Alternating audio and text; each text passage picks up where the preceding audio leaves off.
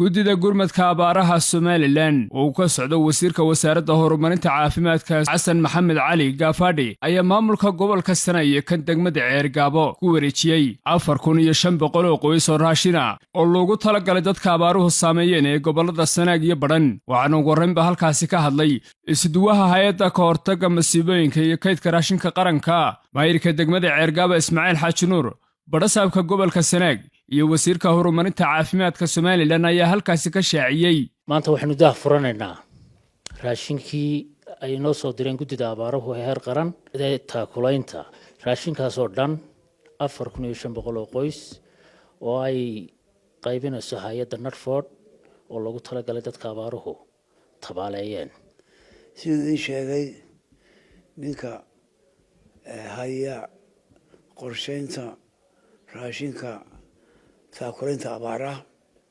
ee gobolka Sanaag waxaan soo gaaray 3500 si loo qaybiyana waxa weeye 1800 la siiyay degmada Ceergaabo 1000 la siiyay Ceelaf Weyn 700 la siiyay Garadag. runtii waan ku mahadnaqaynaa alxamdulilah thumma alxamdulilah laakiin dhibaatada taalla boqolkii halka maaha waqtiguna waa adag yahay raxmaddii ilaahayna weli ma hayno waa yar tahay xoogagii daayna wuxuu noqday barabaar ku dhacday. dhibaatada ugu weyn waxa weeye iminka dadkii si dad wareeray tii lagu sheegay Israa'iil maalba geedii bay ku jiraan xagga u noqo xagga u noqo xagga u noqo xagga u noqo ilaah baan baryaynaa inuu ka saaro laakiin xaaladdu waa adag tahay waa very serious. guddida waxaan la socodsiinaynaa xaalku inuu adag yahay allah inoo sahlo. waxaan u mahad celinaynaa guddida taakulaynta abaaraha ee heer qaran oo maanta inagala joogo xubnihii wasiirka wasaaradda horumarinta caafimaadka Xasan Maxamed Cali. guddidaasoo soo gaarsiisay 3500 oo qoys oo la siinayo raashinkii yaraaye ay bixin jireen maxaan ku raahdaa guddida taakulaynta abaaraha ee heer qaran dhowr mar horena aanu bixinay. waxaa xusid mudan raashinkan waxaa laga bixiyay miisaaniyadii qaranka mashaariicdii la hakiyey baa dadka abaaruhu saameeyeen laga taakuleeyey oo laga maxaan ku raahdaa intaa iyo dee gobolada Somaliland oo dhan laga sameeyey gurmadka. mar labaad iyo mar saddexaad baa u mahadnaqaynaa. waxaan sidoo kale mahad gaara siinayaa waxa ku dhex jiri doona insha Allah in yar oo biyo dhaamisa oo aan badnayn oo laba tuulo oo kamid ah tuulooyinka aan roob ku helin oo manahana ah aan u sameyn doono taasoo isla guddida lafteedu labada gooboodna ay naga taakuleeyeen oo iyagu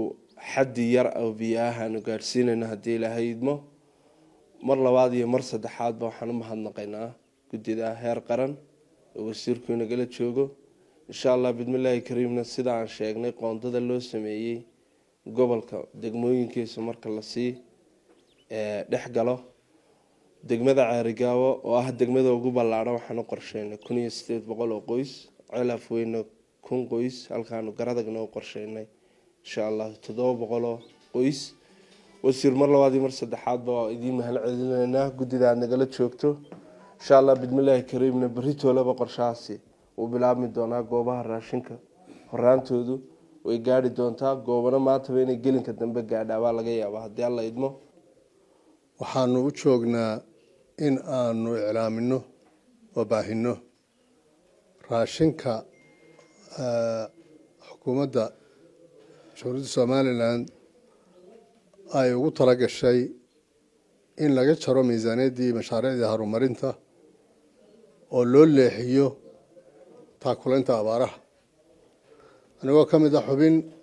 guddida taakulaynta abaaraha heer qaran maantana la wadaagay shaacinta raashinka soo gaadhay ee loogu talagalay guud ahaan gobol weynaha Sanaag sida madaxda iga horeysay ee maayarka iyo barasaabku ay u tilmaameen waxaa loogu talagalay guud ahaan gobol weynaha 4,500 oo qoys 3,500 intan iyagu ay tilmaameen weeyaan oo 1,800 oo degmada Ceergaabo 1,000 degmada Ceelafeyna iyo 700 oo degmada Garadaga kunka kalena waxaa loogu talagalay gobolka Badhan waan ognahay in dhibaatadu ay dhibaato weyn tahay saddexdii casho ugu dambeysay safar baan ku jiray ilaa iyo Sool magaalada Laascaanood ka bacdina shalay waxaan soo galay magaalada Ceergaabo degmooyinkooda oo dhan waan soo maray dhul badan oo baadiyana waan soo maray abaartu wali way taagantay aan ilaahdo meel yar